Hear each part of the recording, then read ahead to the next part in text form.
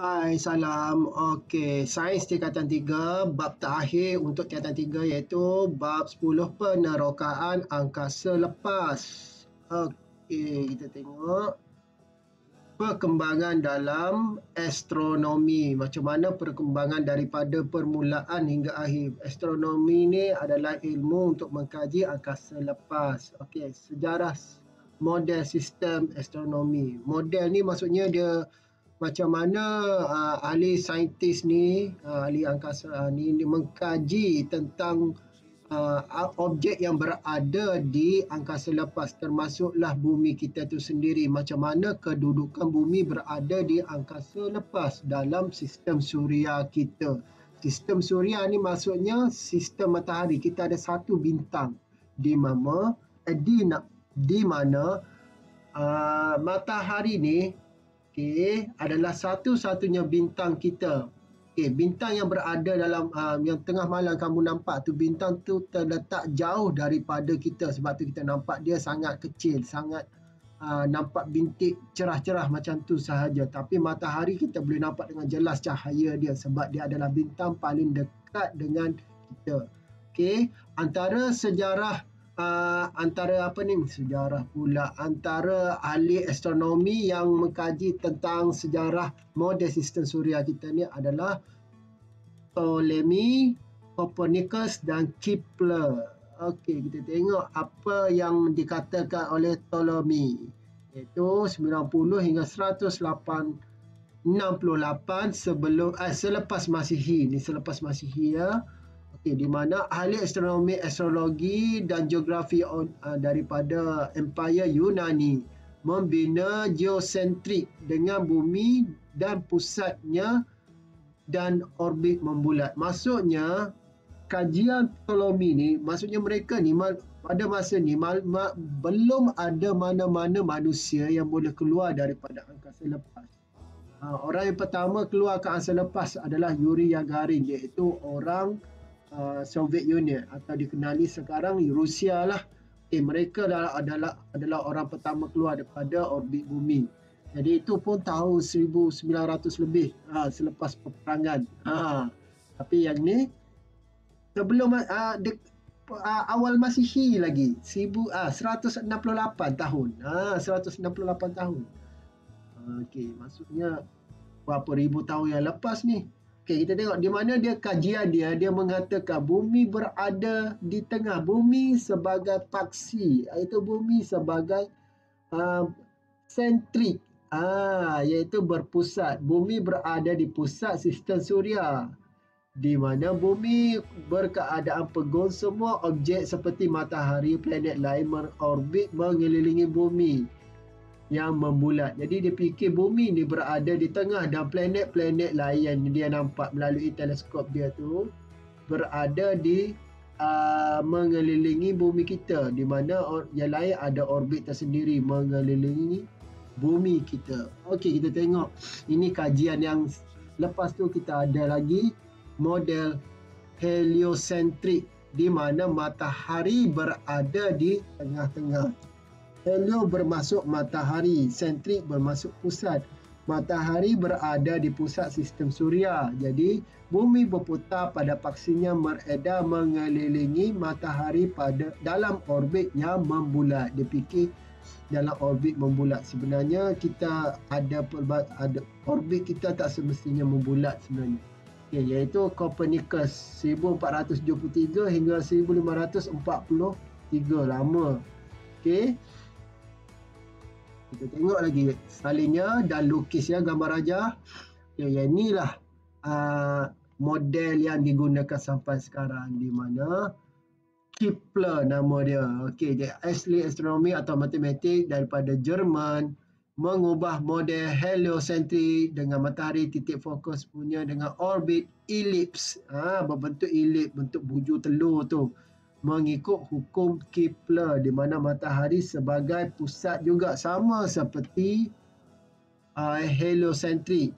Cuma perubahan dia di mana orbit dia berbentuk elips. Kalau yang tadi orbit dia berbentuk membulat. Salin dia itu untuk penerokaan apa yang panggil sejarah model asal sistem suria dan Kepler lah yang terbaru. Okey, kita tengok 10.2 perkembangan dalam teknologi penerokaan angkasa lepas, apa yang dibangunkan dari semasa ke semasa. Okey, kita tengok perkembangan dalam penerokaan angkasa lepas. Pada abad yang ke-11, China mencipta serbuk letupan menggunakan roket primitif dalam pertempuran. Sebab itulah bila kamu tengok cerita apa ni macam Hollywood ke apa kan, biasanya mereka cerita-cerita lama lah, cerita-cerita peperangan lama, mereka menunjukkan orang Eropah ni akan ke China untuk mencari bahan letupan sebab orang China lah orang antara yang pertama yang mencipta bahan-bahan letupan. Dia menghasilkan roket. Okey, lepas tu teleskop pertama digunakan dalam bidang astronomi oleh Galileo Galilei, nama dia. Okey, Galileo Galilei, orang yang pertama yang mencipta teleskop. Selanjutnya, satelit pertama USSR Sputnik tahun 1957. Okey, satelit. Satelit semula jadi bumi apa dia? Bulan. Jadi satelit ni sebenarnya objek yang mengelilingi bumi di orbit bumi. Jadi satelit yang mengelilingi bumi semula jadi adalah bulan. Bulan sentiasa mengelilingi bumi. Kecuali berlakunya kiamat. Kiamat tak ada apa-apalah. Jadi objek lain yang mengelilingi bumi adalah satelit yang buatan manusia. Okey, manusia pertama ke orbit bumi iaitu Yuri Gagarin, iaitu daripada USSR ni adalah daripada apa nama singkatannya, tapi Soviet Union lah. Soviet Union ni Rusia lah sekarang. Dulu negara dia dikenali sebagai Soviet Union. Dan sekarang ditukar kepada Rusia. Kita membacalah sejarah tentang Rusia, macam mana pertukaran nama daripada Soviet, penjajahan kawasan negara Rusia tu bertukar daripada Soviet kepada Rusia tu. Okey. Inilah orang yang pertama, bukan Amerika, iaitu Soviet Union dulu. Okey, seterusnya. Dan orang pertama, jadi Amerika ni dia rasa panaslah sikit. Sebab kenapa? Sebab Soviet Union telah melangkaui mereka, menghantar manusia pertama ke angkasa lepas. Jadi mereka menghantar manusia pertama menjejak kaki ke bulan, iaitu Neil Armstrong. Sebenarnya dia ada 2 orang yang pergi ke bulan tu, ada kawan dia seorang lagi, tapi dia adalah orang yang pertama jejak kaki ke bulan, turun daripada spaceship dia tu. Okay, jadi Neil Armstrong. Dan sekarang manusia berlumba-lumba untuk pergi ke Marikh, planet yang planet yang pertama akan dijejaki oleh manusia, dan kita sebagai alien lah pergi ke sana. Okey. Tengok lagi. Tahun 1973 penerbangan pertama Mustari. Okey, US Pioneer 10. Jadi itu props pertama pergi ke Mustari, sampai ke sana. Okey, di mana untuk mengkaji planet Mustari. 1981 penerbangan pertama kapal angkasa ulang alik. Jadi kalau biasanya kita menggunakan mereka ni menggunakan Soyuz. Soyuz ni maksudnya mereka tak menggunakan kapal terbang, ni ada kapal terbang. Mereka menggunakan satu kapsul. Bila sampai ke angkasa lepas dan mereka berada di ISS, iaitu stesen angkasa lepas. Lepas tu bila mereka turun, mereka menggunakan kapsul itu sahaja untuk turun. Tapi tahun 1981 mereka menggunakan jet dah ada kapal angkasa. Naik menggunakan jet, turun tak perlu gunakan jet sebab kita ada tarikan graviti bumi. Sebab itulah kita bila turun ke bawah hanya gunakan Soyuz sahaja, iaitu kapsul untuk turun ke bumi. Kapsul tu bukan kapsul ubat-ubat, dia kapsul tu dia bentuk itulah, dia pemberat macam tu, macam spaceship juga, cuma dia sangat-sangat berat lah. Biasanya dilepaskan untuk turun ke bumi. Angkasa lepas angkasawan pun berada di dalam ni lah. Okay. Bila dia terhempas, dia tidak menyebabkan kecederaan ahli angkasa angkasawan yang berada di dalam kapsul tersebut. Okey.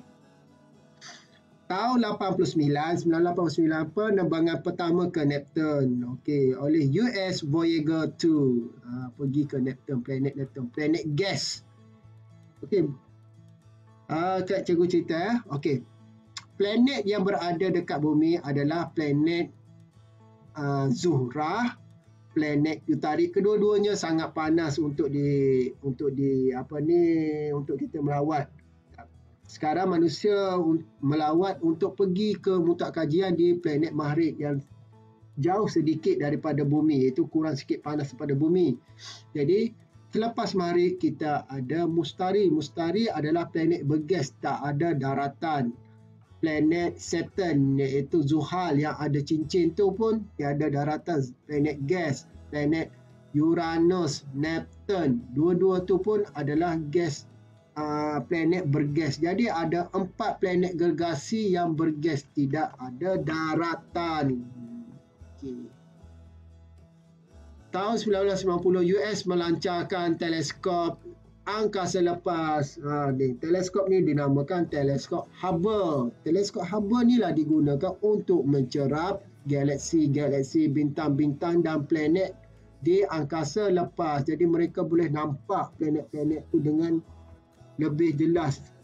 Kerana dia punya teleskop ni boleh berkuasa tinggi, boleh nampak. Tak perlu, maksudnya teleskop ni boleh menghantar data ke bumi. Okey. Tahun 1973 penerbangan pertama ke Mustari US Pioneer 10 ini tadi. Tahun 2000 microsatelit Malaysia yang pertama. Dari Malaysia kali pertama hantar satelit ke angkasa lepas adalah tahun 2000. Jadi Malaysia ada angkasa lepas? Tak. Malaysia hanya menghantar satelit saja menggunakan kapal angkasa daripada pihak luar negara lah, bukan menggunakan Malaysia. Sekarang yang membangunkan sesi angkasa lepas bidang angkasa lepas ni China, Rusia. Dulu Rusia dengan Amerika sahaja. Sekarang ada China, Jepun, India pun antara yang terbaik sekarang untuk mengkaji angkasa lepas. Okey. Tahun 2002, Agensi Angkasa Lepas Negara ditubuhkan. 2011, Stesen Angkasa Lepas telah siap dibina dengan lengkap oleh beberapa buah negara yang lain. Maksudnya ISS ni bukan milik satu buah negara. Mereka ni adalah gabungan beberapa buah negara yang bergabung untuk menghasilkan Stesen Angkasa Lepas. Jadi Stesen Angkasa Lepas ni dia bukan hantar satu terus. Dia menghantar satu persatu bahagian, satu lepas tu hantar satu, combine. Dia macam Lego lah, sambung. Setiap saat pergi angkasa lepas sambung pula sampailah dia boleh membentuk satu stesen angkasa lepas yang lengkap. Aplikasi teknologi dalam penerokan angkasa lepas dan kepentingannya. Teleskop angkasa lepas digunakan untuk mencerap bintang-bintang, planet-planet dan juga galaksi. Sextant astronomi digunakan untuk mengukur altitude bintang, iaitu kedudukan bintang. Ini alat yang digunakan pada zaman dahululah. Okay. Teleskop Galileo menjadi alat astronomi yang paling banyak digunakan.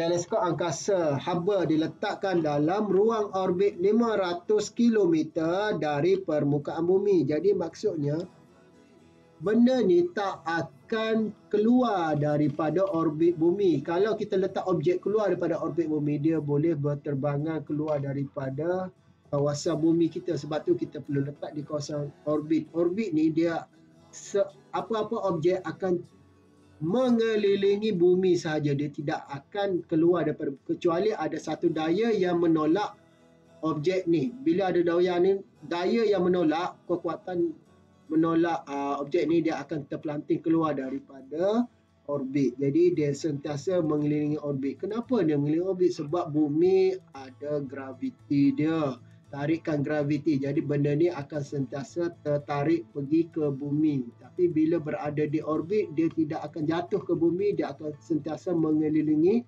bumi. Okey. Sama seperti konsep matahari dan planet-planet lain. Kamu tahu tak kenapa matahari berada tengah-tengah, planet-planet lain berpusing mengelilingi matahari? Sebab matahari ada graviti yang lebih besar berbanding planet lain. Jadi planet lain cuba mendekati matahari dan mereka akan mengelilingi matahari. Okay, jadi itu dia konsep dia sama seperti satelit mengelilingi bumi. Teleskop angkasa Spitzer mengesan aktiviti dalam angkasa lepas yang sangat jauh. Selain teleskop daripada jenis optik, teleskop radio juga digunakan untuk mengesan gelombang radio. Jadi ini teleskop radio. Ada satu teleskop radio yang besar dihasilkan oleh manusia di China untuk mengkaji ada apa-apa gelombang radio yang dihantar oleh apa-apa makhluk di angkasa lepas. Setakat ni belum ada apa-apa lagi. Dikatakan ada gelombang radio daripada luar menghantar isyarat ke bumi. Cuma benda tu kita tak pastilah. Tapi China telah membina satu teleskop radio yang sangat besar di negara dia. Okay. Roket digunakan secara meluas. Ini bentuk-bentuk roket. Okay, apabila bahan api roket terbakar, gas yang panas dibebaskan dengan kelajuan tinggi di bahagian bawah roket. Pembebasan gas ini menghasil daya tolakan yang kuat terhadap roket untuk naik ke atas. Jadi ini adalah antara roket yang digunakan untuk ke angkasa lepas. Tak perlu lukis yang itulah. Okay, satelit. Satelit pertama Sputnik 1 dihantar ke angkasa lepas tahun 1957. Kuar angkasa ni ataupun props kita panggil. Kalau cerita boboiboy tu ada kan prop. Prop ni robot kecil lah. Dia macam bentuk robot atau spaceship yang kecil. Jadi prop ni ialah kapal angkasa mengumpul maklumat dan menghantar kembali ke bumi. Tugas dia kumpul maklumat, hantar maklumat. Kalau dia pergi ke satu planet, dia kumpul maklumat tentang apa-apa yang berada di planet tu dan hantar maklumat tu pergi ke bumi. Kuar angkasa tidak mengorbit mengelilingi bumi seperti satelit, tetapi bergerak jauh di dalam dan di luar sistem suria kita. Dia keluar daripada kawasan bumi lah. Kuar angkasa membawa kamera dan peralatan penderiaan jauh. Penderiaan ni adalah sensor jarak jauh yang memancar dan menerima radio untuk tujuan berkomunikasi dengan ahli sains di bumi. Penderiaan jarak jauh pula, remote sensing. Penderiaan jauh ialah kaedah mengumpul merekod maklumat dari jauh. Di Malaysia, alat penderiaan jauh iaitu sensor jauh dipasang pada tiung SAT-1 iaitu satelit 1. Mengesan cahaya nampak, sinar ultraviolet, sinar merah dihasilkan oleh objek di permukaan atau di bawah permukaan bumi. Data yang dikumpul oleh ni dihantar ke 2 buah stesen penerima data planetarium negara. Okey. Teknologi penderiaan jauh digunakan pelbagai bidang dalam kehidupan harian. Yang ini penting. Dalam bidang pertanian untuk mengesan kawasan pembangunan pertanian. Geologi untuk mengesan lokasi sumber-sumber alam dalam bumi seperti mineral-mineral yang berada dalam bumi. Okay, pengurusan bencana untuk mengenal pasti pencemaran dan pembakaran hutan. Jadi teknologi penderiaan jauh ni sangat penting untuk manusia untuk diletakkan di angkasa lepas untuk mengkaji tentang apa proses yang berlaku di bumi planet kita ni sendiri. Diletak dalam satelit itu. Sensor jarak jauh ni dia letak pada satelit. Okey. Satelit pertahanan iaitu menggunakan teknologi penderiaan jauh juga untuk mengesan pencerobohan kapal pesawat udara dan kenderaan musuh yang memasuki kawasan negara. Ini antara sensor jauh digunakan, penderiaan jauh digunakan pada satelit. Satelit untuk mengkaji pertanian, bidang pertanian, geologi, pengurusan bencana dan pertahanan negara. Okey, tamat sampai situ saja. Kenapa mereka? Kan? Kalau dapat Malaysia kan bagus. Kita dah ada dah seorang angkasawan Malaysia kita, Sheikh Muzaffar Shah. Tapi kita belum ada lagi kapal angkasa diri. Diharapkan negara kita boleh bina benda tu, tapi memerlukan kos yang sangat-sangat tinggi. Jadi maksudnya negara kita kena maju dulu dalam bidang sektor pembuatan dulu. Kena buat banyak research, development benda ni semua Randy. Okey, salam. Habis untuk tingkatan 3.